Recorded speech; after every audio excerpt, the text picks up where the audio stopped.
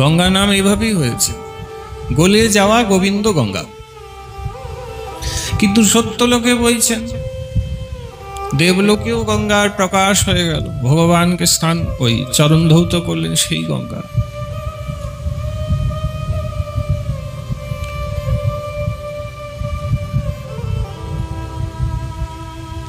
বাস্তব ব্রহ্মদ্রব্যই গঙ্গা। আর যেহেতু ভগবানের চরণ ধৌত গঙ্গা রূপে ব্রহ্মদেব করেছিলেন সত্যলোকে, এই জন্য গঙ্গার আরেকটি নাম হয়ে গেল, কি নাম? বিষ্ণুপদী। কি নাম বাবা? বিষ্ণুপদী। ভগবান নারায়ণ তার চরণ থেকে উৎপন্ন, চরণে ধৌত করে দেওয়া হয়েছে, তাই বিষ্ণুপদী। গঙ্গা দর্শন মানে হলো গোবিন্দের চরণ দর্শন হয়। গঙ্গাকে দেখলে কৃষ্ণচরণ দেখা হয়।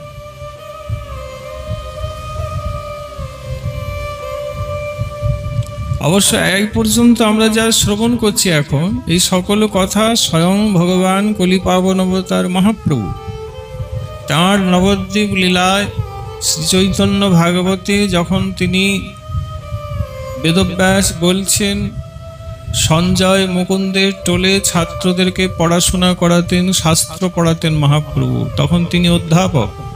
নবদ্বীপ লীলায় একদিন সন্ধ্যাবেলায় গঙ্গার নিকটে মহাপ্রভু ছাত্রদের লয়ে বসে এই গঙ্গা কি করে উৎপন্ন হলো এই সকল কথা তিনি নিজেই বলছেন। তিনি যা সেদিনে বলেছিলেন, শাস্ত্রে যা পাই তারই উচ্ছিষ্ট অধরামৃত আমরা কিঞ্চিৎ শ্রবণ করছি। এখানে আমার বলার কিছু নেই, উনি যা বলেছেন তাই শুনছি। ছাত্রদের বললেন, এই প্রকার ব্রহ্মদেব চরণ ধৌত করলেন, সত্যলোকে গঙ্গা ব্রহ্মদ্রব্য রূপে প্রবাহিত হতে শুরু করলেন। এরপরে সত্যযুগের আরম্ভ। সত্যযুগের যখন আরম্ভ হলো মা, তা আমরা পাই বিশেষ রাজা হয়েছিলেন, নাম ছিল হরিশ্চন্দ্র। অনেক কীর্তন হয় রাজা হরিশ্চন্দ্র, আপনারা শুনেছেন। এই রাজা হরিশ্চন্দ্র সূর্যবংশীয় ছিলেন। রাজা হরিশ্চন্দ্রের পরে তার পুত্র হয়, নাম হয় রোহিতাশ্চ। রোহিতাশ্চের ছেলের নাম হয় বাহুক। এরা সব সূর্যবংশীয় রাজা ছিল, যে বংশে প্রভু রামচন্দ্রের আসন। এই বাহুক হন, ইনি বিয়ে করেন রাজা বাহুক। এনার যে রানী ছিল, তিনি যথা সময় গর্ভে রাজা বাহুকের সন্তানকে ধারণ করলেন। সন্তান যখন মায়ের পেটে ছিল, তখন রাজা বাহুকের অন্যান্য রানীরা শ্রুতিকা গৃহে এসে ছলে এবং বলে রানীকে বিষ খাইয়ে দিলেন।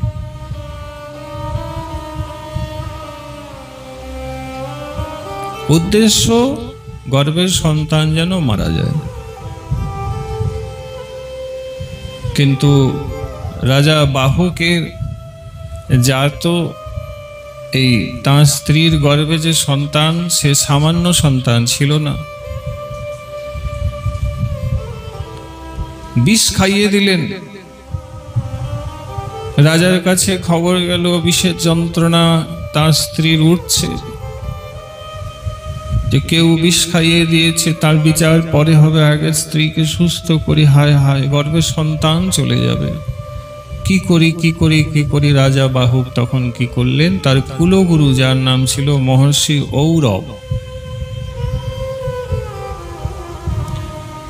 মহর্ষি ঔরবের কাছে রাজা সস্ত্রী কষ্ট পাচ্ছেন, শীঘ্রই গেলেন। ঋষিশ্রেষ্ঠ ঔরব আশীর্বাদ করে বললেন, রাজা চিন্তার কোনো কারণ নেই, না তোমার স্ত্রীর এই বিষক্রিয়ায় মৃত্যু হবে, না তার গর্ভের সন্তানের মৃত্যু হবে। কারণ এই সাধারণ সন্তান গর্ভে নেই, যথাসময়ে এই সন্তানের জন্ম হবে, এর উপরে বিষের কোনো ক্রিয়া হবে না। ঋষির আশীর্বাদে রাজা বাহক সত্যই তার স্ত্রীকে ফিরে পেলেন, বিশ্বক্রিয়ায় তার মৃত্যু হলো না এবং সন্তানকেও জন্ম দিলেন। এই বাহক সূর্যবংশীয় রাজা এর যে সন্তান হয়েছিল তার নামই ছিল সগর। কি নাম ছিল? সগর। সগর নামটি তোমরা সবাই শুনেছ, সগর রাজা, সগর রাজা। এই সগর নামটি কিন্তু ঋষি ঔরবজি দিয়েছেন। গড় মানে হয় বিষ, গড় মানে ওই যে বাঘিষ্ঠীরা বিষ খাইয়েছিলেন। স মানে সঙ্গে, অর্থাৎ যে সন্তান বিষের পাত্র এবং বিষ লয়ে জন্মগ্রহণ করেছেন তারই নাম হবে সগর।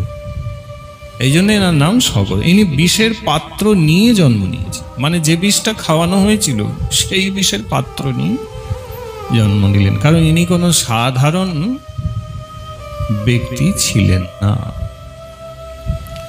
ভগবত ইচ্ছাতে গুরু কৃপাতে না রক্ষা হয়। এই সগর রাজা ইনি জন্মগ্রহণ করেন। ইনি পরবর্তীতে সূর্যবংশের রাজা হন। এনার দুই স্ত্রীর নাম পাওয়া যায়। বড় স্ত্রীর নাম পাওয়া যায় কেশনী, আরেক স্ত্রীর নাম পাওয়া যায় সুমতি।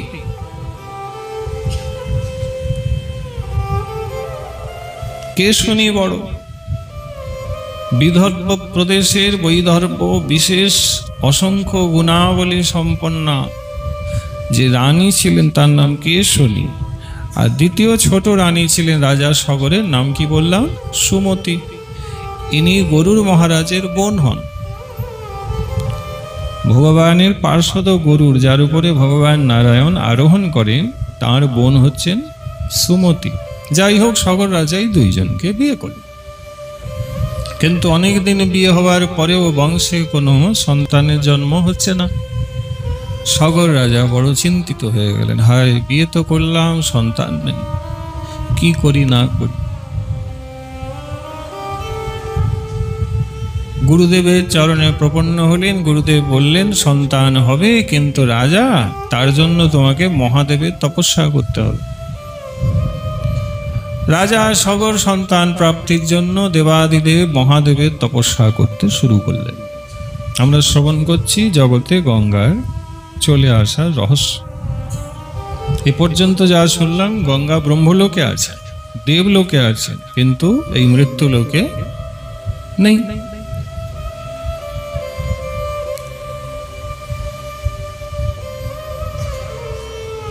সগর রাজা সস্ত্রীক পুরাণে লেখা আছে, মা ভাগবতেও লেখা আছে যে মহাদেবের তপস্যা করলেন। বহু বহু বৎসর মহাদেবের তপস্যা করলেন। আশুতোষ অল্পতে সন্তুষ্ট হন, তপস্যায় প্রীত প্রসন্ন হয়ে মহাদেব দর্শন দিলেন। বলিয়ে দেবাদিদেব মহাদেব ভগবান কি, বলিয়ে আশুতোষ ভগবান কি, বলিয়ে শম্ভুনাথ মহাদেব ভগবান কি। মহাদেব দর্শন দিলেন। প্রসন্ন বদনে মহাদেব বলছেন, রাজা তুমি আমার তপস্যা করেছো, আমি প্রসন্ন, বলো কি চাই। সগর রাজার কথা তো ওটাই ছিল, প্রভু আর কিছু চাই না, বংশের প্রদীপ নাই। ও সন্তান চাইছে? বলে হ্যাঁ সন্তান চাই। বেশ, আশীর্বাদ করছি রাজা, তোমার সন্তান হবে। দুই রানী প্রণাম করলেন মহাদেবকে। মহাদেব দুই রানীর দিকে তাকালেন, হেসে বললেন, শোনো, তোমরা দুইজন এসেছো, তপস্যা করেছো। আমি বলি, বড় হচ্ছে কেশনী, ছোট হচ্ছে সুমতি। মহাদেব বলে উঠলেন, বলে আমি বর দিচ্ছি, এক রানীর একটি সন্তান হবে, আর এক রানীর 60,000 সন্তান হবে। প্রেম সে বলি।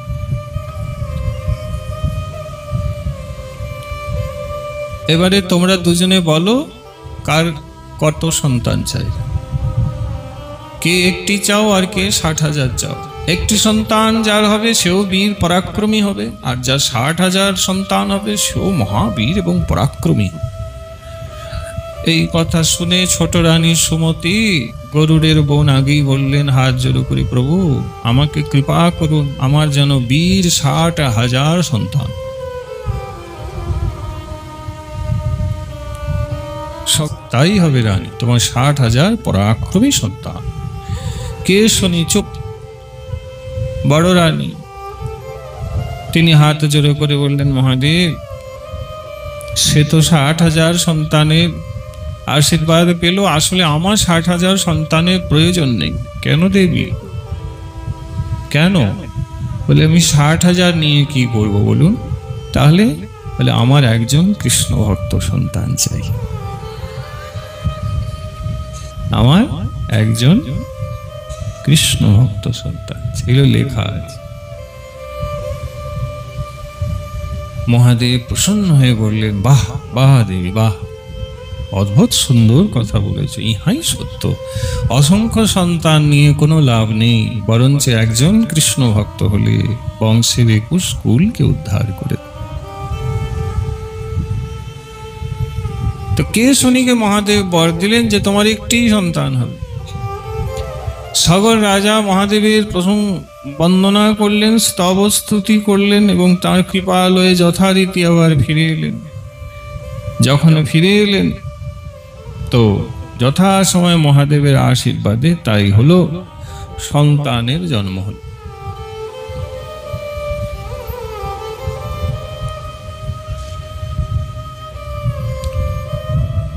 বড় রানী কেশনী একজন সন্তানকেই জন্ম দিলেন, তার নাম রাখা হলো অসমঞ্জস। কি নাম?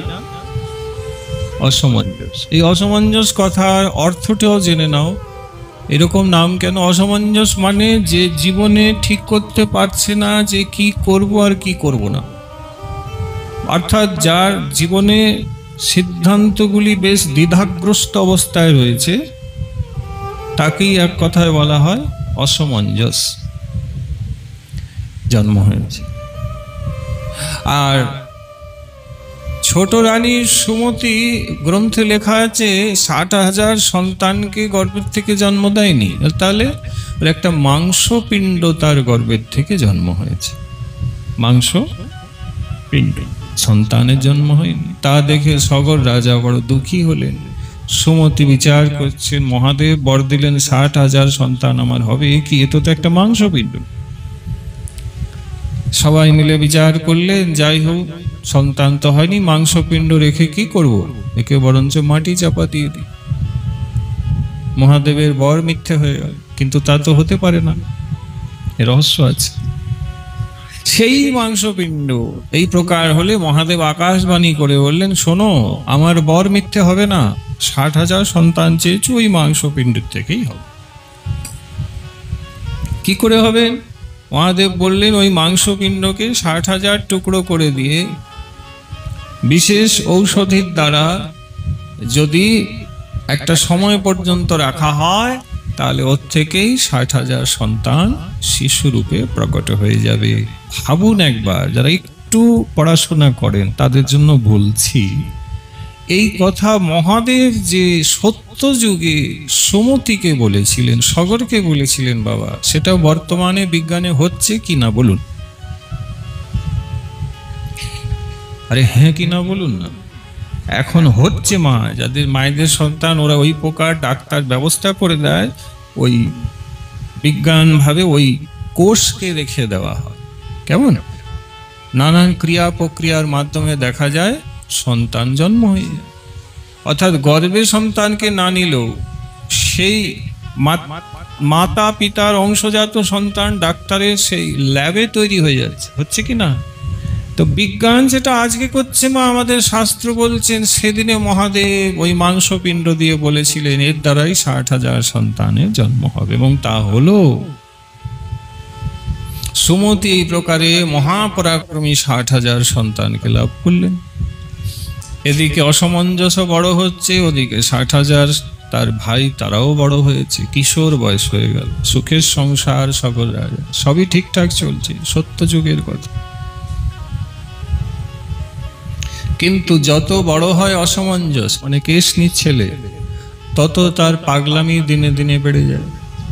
অর্থাৎ দেখা গেল এই অসমঞ্জস পাগলের মতন আচরণ করছে।